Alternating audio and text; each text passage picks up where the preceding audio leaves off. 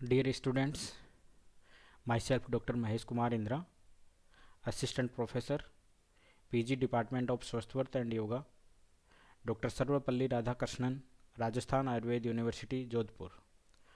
आज की इस वीडियो क्लास में अपन त्राटक क्रम के बारे में अध्ययन करेंगे। इससे पहले की वीडियो क्लास में अपन ने धोती क्रम, बस्ती क्रम और नेति क्रम के बारे में अध्ययन कर चुके हैं। तो आज षटक्रम के अंतर्गत त्राटक क्रिया या त्राटक क्रम का अध्ययन अपन करने वाले हैं। तो सबसे पहले बात करते हैं कि त्राटक होता क्या है। तो त्राटक का लोक प्रचलित या सामान्य व्यवहार में जो अर्थ लिया जाता है वो एक सम्मोहन क्रिया के लिए लिया जाता है, यानी एक सम्मोहन क्रिया है लगातार देखने से जो आपको प्राप्त होती है। लेकिन योग के अंतर्गत जो त्राटक क्रिया है वो एक शोधन क्रिया है और शोधनार्थ इसका अपन प्रयोग करते हैं। ऊर्ध्व जत्रुगत भाग है, मुख्य रूप से अक्षी के शोधनार्थ अपन त्राटक का अभ्यास करते हैं। त्राटक के बारे में घिरण संहिता में लिखा गया है कि निमेषोन्मेषक त्यक्त्वा सूक्ष्म लक्ष्यम निरीक्षेत यावत् श्रोणि पतंती त्राटकम प्रोच्यते बुद्धे, यानी निमेष और उन्मेष को छोड़ करके, यानी निमेष उन्मेष नहीं करते हुए, यानी पलकों को बिना खोले बिना बंद किए, यानी पलकों को बिना झपकाए सूक्ष्म लक्ष्य को निरीक्षित अपन को देखना होता है। सूक्ष्म लक्ष्य को देखें। यावद श्रोणि पतंती, कब तक? जब तक आँखों से अश्रु श्राव नहीं होने लग जाए तब तक।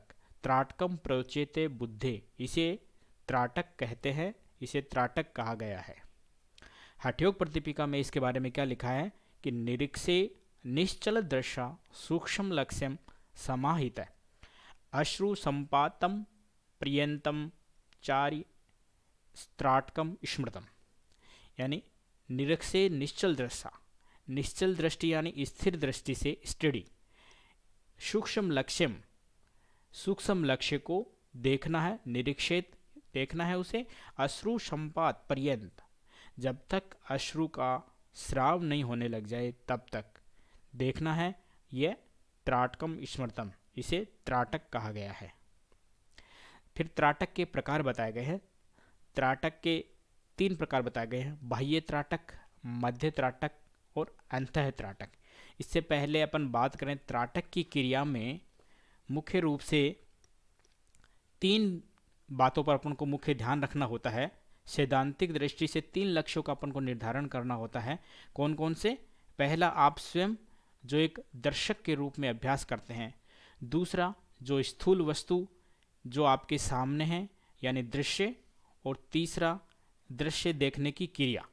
जब हम इन तीनों लक्ष्यों का निर्धारण कर लेते हैं उसके बाद जब अभ्यास करते हैं तो वही अपनी आंतरिक सजगता की एकाग्र अवस्था मानी जाती है। तो बात करते हैं बाह्य त्राटक की, मध्य त्राटक और अंतः त्राटक की। बाह्य त्राटक क्या है? बाह्य त्राटक वह है जब अपन किसी बाहरी स्थूल वस्तु को अपन उस पर दृष्टि बांधते हैं, उसको देखने का प्रयास करते हैं, उस पर त्राटक का अभ्यास करते हैं। वो चंद्रमा हो सकता है, कोई नक्षत्र हो सकता है, कोई पर्वत हो सकता है, कोई वृक्ष हो सकता है। इस तरह का जब बाह्य बिंदु कोई होता है, कोई चित्र हो सकता है, तो वो बाह्य त्राटक कहलाता है। मध्य त्राटक वो स्थिति है जो बीच की स्थिति जिसे अपन कहते हैं, जैसे नासिका का कोई बिंदु हो सकता है, कोई मूर्ति हो सकती है, ईश्वर की कोई प्रतिमा हो सकती है, तो वो मध्य त्राटक की स्थिति है। और अंतः त्राटक वह है जब अपन आंखें बंद करके जो अभ्यास करते हैं, भ्रूमध्य में अपने अभ्यास लगाया है, या जो बिंदु आपने बाह्य त्राटक में देखे हैं उसी को अपन मन के अंदर सोच करके, विचार करके, उसकी प्रतिमा बना करके, उसकी प्रतिछाया बना करके जब अभ्यास करते हैं तो अपन वो अंतः त्राटक कहलाता है, इसे अधो त्राटक। तो त्राटक के अभ्यास में आंखों की जो अवस्थाएं हैं उनके भी नाम बताए गए हैं। जैसे खुली आंखों से जब अभ्यास करते हैं तो उस दृष्टि को अपन पूर्णिमा दृष्टि कहते हैं, और जब बंद आंखों से जब अभ्यास करते हैं अपन तो उसे अमा दृष्टि कहा गया है। अमा का अर्थ है अमावस्या। और अध खुली आंखों से जब अपन अभ्यास करते हैं त्राटक का, तो जो आंखें खुली रहती है उस दृष्टि को अपन प्रतिपदा दृष्टि कहते हैं। तो पूर्णिमा दृष्टि का प्रयोग होता है बाह्य त्राटक में, अमा दृष्टि का अपन प्रयोग करते हैं अंतर त्राटक में, और प्रतिपदा दृष्टि का प्रयोग करते हैं अपन अधो त्राटक में। यानी नासिकाग्र दृष्टि या नासिकाग्र मुद्रा या सांभवी मुद्रा को अपन अधो त्राटक के अंतर्गत मानते हैं।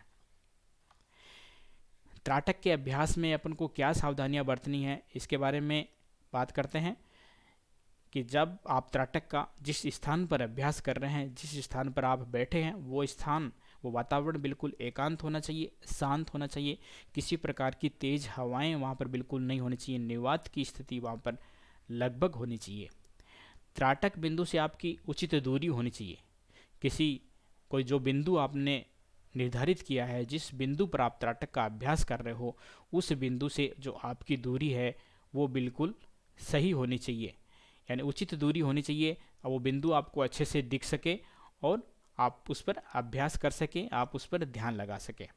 त्राटक बिंदु की जमीन से ऊंचाई, यानी जो बिंदु आपने चयन किया है उसकी जमीन से ऊंचाई है वो प्रॉपर होनी चाहिए। आपकी कमर को सीधा रखते हुए बिल्कुल आंखों की दृष्टि के बिल्कुल सामने वो होना चाहिए, न अधिक ऊंचाई होनी चाहिए और न अधिक उसकी नीचाई होनी चाहिए। अधिक ऊंचाई होगी तो आपको गर्दन को, आपको दृष्टि को ऊपर देखना पड़ेगा, अगर नीचाई होगी तो आपको दृष्टि को नीचे रखना पड़ेगा। इसलिए बिल्कुल उसकी उचित ऊंचाई होनी चाहिए, आपकी आंख की दृष्टि के बिल्कुल सामने।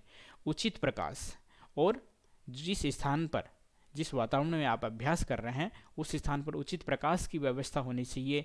अंधेरा या बिल्कुल मोर लाइट नहीं होनी चाहिए, अत्यधिक ओझल प्रकाश नहीं होना चाहिए, और इस तरह उचित प्रकाश की व्यवस्था वहाँ पर हो। वर्जित मतलब किनको त्राटक का अभ्यास वर्जित बताया गया है, यानी वो त्राटक का अभ्यास उस स्थिति में नहीं करना चाहिए। जैसे शिरशूल के रोगी है, जिनको गंभीर शिरशूल रहता है, तो उनको त्राटक का अभ्यास वर्जित बताया गया है, या फिर वो अपने योग शिक्षक से सलाह कर करके अभ्यास कर सकते हैं। अक्षि संबंधी यदि कोई गंभीर रोग है तो उस स्थिति में भी अपन इसको वर्जित मानते हैं। अगर उसको आंखों से संबंधित कोई अन्य शल्यक्रम हुआ है तो वो स्थिति भी उसके लिए वर्जित बताई गई है। फिर त्राटक क्रिया विधि, त्राटक का अभ्यास अपन कैसे करते हैं, तो इस पर बात करेंगे। तो त्राटक के लिए सबसे पहले आपको पता है कि क्या करना है। आप बिल्कुल एक अच्छी जगह का चुनाव करें जो बिल्कुल शांत हो, जहाँ पर निवात की स्थिति हो, बिल्कुल एकांत हो, वातावरण हो, अच्छी प्रकाश की व्यवस्था वहाँ पर हो, और आप बिल्कुल किसी भी ध्यानात्मक आसन में बैठ जाएं। आप ध्यानात्मक आसन में पद्मासन, सुखासन, भद्रासन, वज्रासन, जो भी स्थिति में आप सुखदायक बैठ सकें उस स्थिति में आप बैठ जाएं, और आपकी आंखों के सामने आप एक बिंदु का चयन कर लें। बिंदु का चयन कर लें जिस स्थान पर आपको त्राटक का अभ्यास करना है। उस बिंदु का चयन करने के बाद ये प्रारंभिक स्थिति है, और त्राटक क्रिया अभ्यास से पूर्व आपको आँखों से संबंधित सूक्ष्म क्रियाएं हैं वो करनी चाहिए, या वो बिल्कुल नितांत जरूरी हैं, उनका अभ्यास करना चाहिए। सबसे पहले आँखों को, दृष्टि है उसको ऊपर की ओर देखें और फिर उसको नीचे की ओर देखें। दृष्टि को ऊपर देखें, फिर नीचे देखें, दाईं ओर देखें, फिर बाईं ओर देखें, और फिर उसको आँखों को, जो दृष्टि है उसको क्लॉकवाइज घुमाएं, देन उसको एंटी क्लॉकवाइज घुमाएं, और इसके बाद में आप त्राटक का अभ्यास करना शुरू करें। त्राटक का अभ्यास करना शुरू करें, धीरे धीरे आप उस बिंदु पर स्थिर दृष्टि से देखें, और जब तक आपको अश्रुपात की स्थिति नहीं हो जाए तब तक आपको वो बिंदु देखना है। वो स्थान आपका बिल्कुल कोई पॉइंट हो सकता है या दीपक की कोई लो हो सकती है, और बिना पलक झपकाए आपको निमेष और उन्मेष से रहित न आंखों को खोलना है न बंद करना है। उस स्थिति में आपको निरंतर उस चीज़ को देखना है, और अंत में जब आपको अश्रुपात होने लग जाए तो उस स्थिति में आपको आंखें बंद कर लेनी है, और बंद करने के बाद आंखों का मर्दन करते हुए और आंखें बिल्कुल धीरे धीरे खोलनी है। ये त्राटक क्रिया विधि आपकी हुई। इसके बाद में अपन बात करते हैं लाभ कि त्राटक क्रिया से क्या लाभ होने वाले हैं। तो त्राटक क्रिया के बारे में घेरण संहिता में लिखा एवं अभ्यास योगेन सांभवी जायते ध्रुवम नेत्र दोष विनसेंति दिव्य दृष्टि पर जायते। यानी त्राटक क्रिया के अभ्यास से एवं अभ्यास योगेन, इसके अभ्यास से सांभवी जायते ध्रुवम, सांभवी सिद्धि आपको प्राप्त होती है। नेत्र दोष विनसेंति, नेत्रों में किसी भी प्रकार का दोष है, आंखों में किसी प्रकार का दोष है तो उसका नाश होता है। और दिव्य दृष्टि पर जाते, आपको दिव्य दृष्टि है, वो स्पष्ट दृष्टि है और उच्च श्रेणी की जो दृष्टि है वो प्राप्त होती है। हठयोग प्रतिपिका में भी इसके बारे में क्या लिखा है कि मोचनम नेत्र रोगणाम तंद्रादीनाम कपाटकम यत्न अस्त्राटकम गोप्यम तथा हाटक पेटकम। यानी मोचनम नेत्र रोगणाम, नेत्र रोगों का नेत्र रोगणाम मोचनम, यानी इसका निरंतर अगर आप अभ्यास करोगे तो ये नेत्र रोगों को नष्ट करता है। तंद्रादीनाम और आलस्य है, इसको तंद्रा आलस्य को दूर भगाता है, उनका नाश करता है। यत्न हाटक पेटकम गोप्यम तथा हाटक पेटकम।